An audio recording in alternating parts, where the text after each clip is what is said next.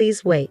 Don't abandon me here, I pleaded, a desperation in my voice echoing through the desolate mountainside. My husband's response was chillingly indifferent. Return when your leg has mended, he retorted coolly before turning his back on me, leaving me stranded amidst the rugged wilderness. Frantically, I cried out once more, a futile attempt to halt his departure, but his smirk and fleeting glance were all the acknowledgement I received before he vanished into the distance. Left alone, panic enveloped me as I realized the extent of my predicament. With no means of communication and my legs immobilized by plaster casts, I was utterly helpless. Reaching out futilely towards his retreating form, I watched in dismay as he disappeared from sight. The reality sank in. My husband had callously deserted me in this unforgiving terrain. Helplessly sprawled on the ground, I could only watch as he drove away, leaving me to confront my fears alone. My name is Jennifer, a 35-year-old office worker. In my small family unit resides my husband, Robert, a man 3 years my senior, who also toils away in an office setting. Our marriage has reached its 3rd year, yet the pitter-patter of little feet has yet to grace our home. In the realm of domestic duties, Robert adheres strictly to traditional gender roles, leaving the lion's share of household chores squarely on my shoulders. Not only does he shirk any involvement in domestic tasks, but he also exhibits a penchant for demanding my assistance with mundane requests, such as fetching the remote or preparing his tea, even when said items lie within arm's reach. In my initial attempts to rectify this imbalance, I reminded him of my own workload and implored him to lend a hand. His response, steeped in patriarchal entitlement, echoed through our home. I am the primary breadwinner. It is your duty to attend to such matters. Repeated entreaties for his cooperation were met with disdain, as Robert dismissed my appeals as mere nagging, punctuating his disapproval with ostentatious displays of frustration. Gradually, our interactions soured, his once warm morning greetings replaced by stony silence. Faced with his unyielding stance, I reluctantly assumed sole responsibility for our household chores, resigned to the reality of our domestic dynamic. I must confess, there are moments when the weight of exhaustion from work bears down heavily on me, and I find myself yearning for his assistance. Yet I've learned to endure it in silence, deeming it preferable to the alternative of facing his complaints or enduring his indifference. One fateful day, as I made my way to work, fate intervened in the form of a child teetering perilously close to the edge of a staircase at the train station. Without hesitation, I propelled myself forward, a warning cry escaping my lips as I intercepted the child, shielding him from a potentially calamitous fall. However, in my valiant effort, I too became ensnared in the precarious descent, my body twisting and contorting as gravity pulled us both downward. Amidst the chaotic whirlwind of motion, a sickening snap reverberated through the air, accompanied by searing agony that eclipsed any pain I had ever known. When the dizzying tumult finally subsided, I found myself cradling the stunned child in my arms, relief flooding through me as I assessed his unharmed form. Yet my own attempts to rise were thwarted by the excruciating protests of my limbs. Summoning the aid of station personnel, I implored them to summon an ambulance as I grappled with the throbbing anguish radiating from my broken leg. Transported to the hospital, I reached out to Robert, recounting the harrowing ordeal and beseeching him to join me. Forgive the inconvenience. It seems I've managed to get myself into quite the predicament, I murmured apologetically over the phone. Don't concern yourself with apologies. Let's focus on getting you home safely, came Robert's earnest response, his genuine worry providing a flicker of comfort amidst the chaos. What a thoughtful husband you have, remarked the nurse, her words dripping with admiration as she glanced at Robert. With a smug grin, he replied, "Oh, I always lend a hand around the house," a boastful claim that left me incredulous. Suppressing my astonishment, I opted for silence, unwilling to create a scene in the hospital room. However, upon our return home, Robert's demeanor underwent a drastic transformation. "Hey, I'm famished. Fetch me something to eat, and don't forget to iron this shirt," he barked, assigning me household chores without a hint of consideration. Confined to a wheelchair, I bristled at his demands, unable to comply with his requests. "What? Can't you see my predicament?" I protested, frustration lacing my words. "You promised to take care of things while I was hospitalized." Taken aback by my reproach, Robert's retort was swift and cutting. "I only said that because you were in the hospital," he snapped, his tone laced with derision. "Just get it done. And let's be realistic here, you couldn't have possibly saved that kid. You're too clumsy, too slow." It became increasingly apparent that Robert harbored doubts about the veracity of my words. "How can you say something so cruel?" I countered, my voice tinged with hurt and disbelief. Unmoved, Robert's concern veered swiftly towards financial matters. Does it really matter? He retorted callously. Are you taking time off work? What about your salary? His words cut deep, emphasizing his prioritization of money over my well-being. Though I knew I would receive some form of compensation from my job during my absence, it would pale in comparison to my regular earnings. You can't contribute to household chores or bring in a salary. You're utterly useless. His criticism stung, leaving me speechless and reeling from the unexpected onslaught. As I struggled to process his harsh words, Robert sank into the sofa with a disgruntled sigh, his discontent palpable. Why did I ever marry you? He muttered bitterly, his tone dripping with disdain. Bewildered by his hostility, I sought to defend myself. I didn't choose to be in this condition, I protested weakly. Enough with your excuses. Robert's retort was sharp and unforgiving. If you have the energy to complain, then start pulling your weight around here. Surely you're capable of that much. His words struck a raw nerve, plunging me into a suffocating sense of despair.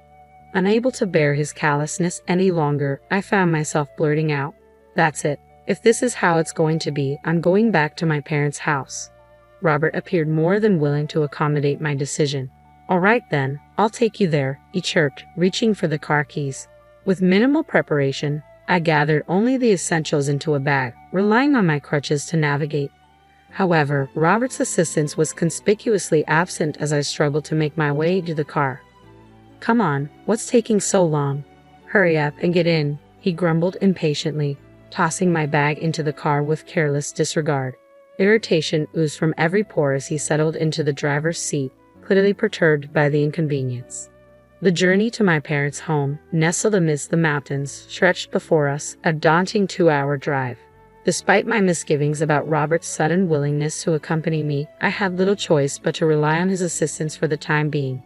As the city lights faded into the rearview mirror, Robert's sour disposition remained unchanged, his irritation palpable with every click of the tongue at each red light we encountered. Lost in contemplation, I resigned myself to pondering my options once I reached the safety of my parents' embrace. However, my reverie was shattered when the car abruptly halted. "What's happening? Did we run out of gas?" I queried, turning to Robert in confusion, only to be met with a venomous command. "Get out of the car here." Perplexed, I protested. "Here? Why? I can't be left stranded in the middle of nowhere." "Shut up. Don't come back until you're able to walk again." His words cut through the air like a whip, leaving me speechless and abandoned in the desolate expanse of the mountain road. Never in my wildest dreams had I envisioned such a nightmare scenario. Despite my frantic attempts to cling to the seatbelt and door, Robert callously ejected me from the car with a forceful shove. My pleas fell on deaf ears as he callously smirked, re-entered the vehicle, and sped off, leaving me stranded on the roadside. Paralyzed by shock and disbelief, I could do naught but cry out in desperation as Robert's car vanished into the distance, taking with it my belongings and any means of communication. Night was fast approaching, casting an ominous shadow over the desolate surroundings. With each passing moment, my sense of helplessness deepened, uncertainty gnawing at my core. Although I had informed my parents of my impending return, the prospect of their rescue felt increasingly remote. Left to my own devices, I resolved to crawl towards civilization, each agonizing inch a testament to my determination to survive.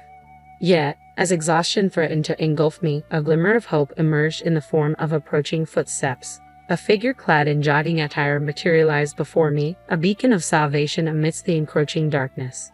My desperate cries for help caught the attention of the approaching woman, who quickened her pace and hurried over to my side. "What happened? Why are you alone here, and what's with the state of your clothes?" she inquired, her concern evident as she took in the sight of my disheveled appearance and the dirt streak cast encasing my leg. Tears welled in my eyes as I recounted the events that had led to my predicament. Moved by my plight, the woman, whose name I would later learn was Patricia, wasted no time in offering assistance. "My home is nearby. I'll fetch my car. Just wait here," she reassured me, draping her windbreaker over my shoulders before hastening off. Gratitude overwhelmed me as I huddled beneath the shelter of her jacket, fervently praying for her swift return. True to her word, Patricia was soon back, her car idling nearby as she extended a helping hand. "Let's get you to the hospital first, then we can figure out where you live," she suggested, her kindness a balm to my wounded spirit. Moved by her selflessness, I suggested we make a detour to my parents' home, fearing their worry for my well-being. Patricia readily agreed, her empathy a soothing presence as we embarked on the journey together. With each passing moment, our conversation deepened, bonding over shared indignation towards the cruelty I had endured at the hands of my husband, Robert. Before I knew it, we had arrived at my parents' doorstep, Patricia's comforting presence a beacon of hope amidst the turmoil. "Thank you so much for your kindness. Please come inside. Let me properly express my gratitude," I urged Patricia, extending an invitation into my home. Initially, she demurred, citing work commitments for the following day. However, recognizing my inability to navigate on my own, she graciously assisted me to the entrance. As we reached the threshold, my mother emerged, her expression a mix of concern and relief. Profusely thanking Patricia, she eventually persuaded her to step inside. Once within, my parents and I showered Patricia with gratitude, overwhelmed by her selfless act of compassion. Seated amidst the warmth of my family's embrace, I recounted the events that had led me back to their doorstep and Patricia's invaluable assistance.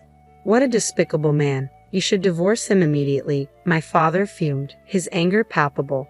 "You need to rest," my mother interjected, her worry etched across her features. But I had a task at hand. "I need to call Robert," I declared, determination driving my actions.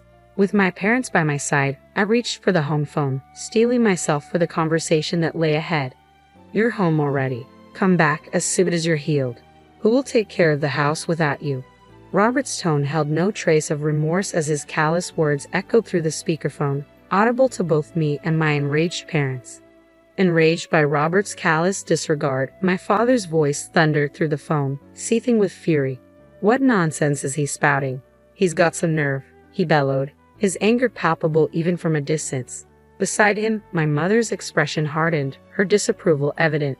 Despite the heated confrontation, Robert remained obstinate, his demands for my return to household duties unabated. The finality in my decision reverberated through the line as I declared, "It's over. Let's get a divorce." A heavy silence followed, punctuated only by Robert's resigned sigh. "Why does it have to come to this?" he lamented, shifting the blame onto me with practiced ease. Exhausted by the emotional turmoil, I terminated the call with a weary sigh, the weight of my decision hanging heavily in the air. In the aftermath, it took considerable effort to soothe my parents' frayed nerves, their anger simmering beneath the surface. The following day, the incessant ringing of the house phone filled the air, a silent testament to the unresolved turmoil brewing between Robert and me. Though the caller remained unknown, I couldn't shake the feeling that it was Robert, unwilling to accept the finality of our decision. The incessant ringing of the phone persisted, each call a jarring intrusion into my solitude. Despite my initial reluctance, a nagging suspicion crept in. Perhaps it wasn't Robert after all, given the timing during his work hours. Yielding to curiosity, I answered, only to be met with Robert's frantic voice on the other end. "Finally, why were you ignoring my calls? I need your help. I'm on the verge of being fired," Robert's words spilled out in a desperate torrent, his distress palpable even through the receiver. His plea fell on deaf ears as I coolly retorted, "And what exactly do you expect me to do about it? Your job is your responsibility, not mine," before disconnecting the call with a decisive click. "If he's facing the consequences of his actions, it's well-deserved," I mused bitterly, refusing to entertain any further involvement in Robert's affairs. However, a startling revelation soon emerged. Patricia, the woman who had come to my aid, was Robert's mistress. As she listened to my tale during our encounter, a sense of familiarity began to dawn upon her. Her suspicions were confirmed when she overheard Robert's voice during my divorce call. Upon seeing his picture, her world shattered, her anguish mirroring my own shock and betrayal. Blindsided by Robert's infidelity, I seethed with resentment at being deceived and neglected. Yet, it was Patricia's fury that truly ignited a storm within me, her righteous anger far surpassing my own expectations. Together, we navigated the turbulent waters of betrayal, united in our shared sense of betrayal and indignation. As Patricia recounted, she first crossed paths with Robert in her workplace, a subsidiary of his company.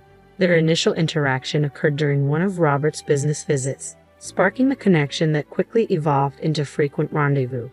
Robert, keen to escalate their relationship beyond professional boundaries, disclosed his purported divorce history, a narrative reinforced by rumors circulating among their colleagues. Enticed by his seemingly genuine demeanor, Patricia succumbed to Robert's overtures, nurturing dreams of a future together based on his promises of marriage. Little did she know, behind his facade of sincerity lurked a deceitful man who not only concealed his marital status but callously abandoned his injured wife in the wilderness. Consumed by a potent blend of regret and fury at being duped by such a man, Patricia's visage twisted into a chillingly sinister smile.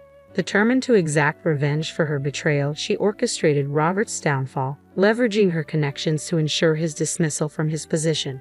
Following my decisive dismissal of Robert's pleas, Patricia reached out to relay the consequences of his actions. He's facing the repercussions now. My uncle, infuriated by his behavior, has terminated his employment, she revealed, her voice tinged with satisfaction at the fulfillment of her vengeance. The uncle Patricia referred to happened to be the president of Robert's company. As it turned out, Patricia and the president shared a familial bond. She was his niece. Patricia, grappling with health issues that restricted her ability to work extended hours, secured a part-time position at her uncle's subsidiary, conveniently located near her residence. During our conversation, Patricia revealed that she had been jogging in the mountains that day, a cost-effective alternative to gym memberships aimed at bolstering her physical strength. Interestingly, the CEO, who lacked children of his own, showered Patricia with affection and support, given their familial ties. However, Patricia had deliberately concealed this relationship from Robert, fearing potential complications due to their distinct surnames and disparate workplaces. "It's best to stay cautious," Patricia cautioned, her tone tinged with concern. "My uncle mentioned Robert making inappropriate remarks. I wouldn't be surprised if he attempts to visit you again." As Patricia had ominously predicted, Robert materialized at my parents' doorstep that very night, his persistent knocks echoing loudly through the stillness of the evening. His voice, strained with anger, reverberated through the door as he unleashed a barrage of accusations. "You're responsible for getting me fired. You need to come with me and explain everything to the boss and apologize." Robert's tirade was fueled by his belief that my alleged collusion with Patricia had led to his termination. In his skewed version of events, I had embellished details of his affair to Patricia, thereby triggering a misunderstanding with the boss. As the gravity of the situation dawned on me, I realized the true meaning behind Patricia's cryptic warning of Robert's inappropriate behavior. However, before I could formulate a response, my father, unaware of the brewing storm, had already swung open the front door, unwittingly inviting Robert's wrath into our home. "Enough with your excuses. How dare you demand an apology from my daughter after betraying her trust? You got what was coming to you. Now, get out." My father's voice thundered with righteous indignation as he forcefully ejected Robert from our doorstep, slamming the door shut and locking it behind him. Yet the commotion outside persisted, Robert's pleas for forgiveness echoing through the walls. Taking a deep breath, I addressed Robert through the intercom, determined to set the record straight. "Let me make something abundantly clear since you still seem oblivious. You believe you were fired for merely laying hands on the boss's niece. You're sorely mistaken." The boss thoroughly explained the situation from start to finish. From the CEO's standpoint, this wasn't just a run-of-the-mill affair. It was viewed as a parent company exploiting a subsidiary employee into an extramarital relationship. Your status as a part-time employee placed you in a vulnerable position, and your actions were deemed unacceptable. I continued, my tone unwavering. The CEO admonished you countless times, yet you remained fixated on the affair. Understand this. It wasn't merely about whom you were involved with this time. It was about the gross misconduct of a parent company exploiting its subsidiary. Regardless of the other party's identity, such behavior would warrant dismissal. If you can't grasp how ludicrous your claims are, you're deluding yourself. If you don't want to add arrest to your list of woes, leave now. And as for the divorce, be prepared to face legal consequences, I declared firmly, cutting through Robert's protests with unwavering resolve. Only then did a stunned silence descend upon the scene. With Robert's departure, tranquility settled once more over my parents' home. In the aftermath, I wasted no time in seeking legal recourse. Consulting with Patricia, we devised a plan to hold Robert accountable for his actions. I initiated divorce proceedings, determined to sever all ties with him. Additionally, Patricia and I jointly pursued legal action against Robert, seeking damages for the pain and suffering inflicted upon us. I sued Robert for the emotional anguish of betrayal and deception, while Patricia sought recompense for the emotional toll of being misled into a relationship under false pretenses. Together, we resolved to ensure that Robert faced the full consequences of his deceitful actions.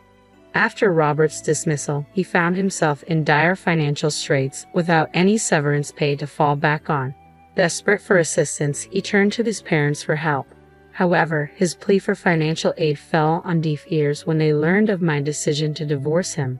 Incensed by his actions, they refused to offer any support. Left with no other options, Robert's parents reluctantly arranged for him to secure employment at a company they were acquainted with. In this new role, Robert found himself at the lowest rung of the corporate ladder, stripped of the perceived superiority he once held as a member of a parent company or subsidiary. His presence was a constant reminder of his transgressions, and he was subjected to menial tasks and disdainful glances on a daily basis. Despite Robert's humiliating circumstances, neither Patricia nor I harbored any sympathy for him. Our sole concern was ensuring that he met his financial obligations, particularly in terms of alimony. We remained indifferent to his treatment and the source of his income, focused solely on securing the compensation we rightfully deserved. With time, my fractured relationship with Robert healed, and I found solace in the company of Patricia's friends. Together, we pursued legal action, resulting in a favorable outcome that provided us with a substantial sum in damages. Buoyed by this success, we began making plans for a well-deserved trip, eager to leave the past behind us and embrace a brighter future.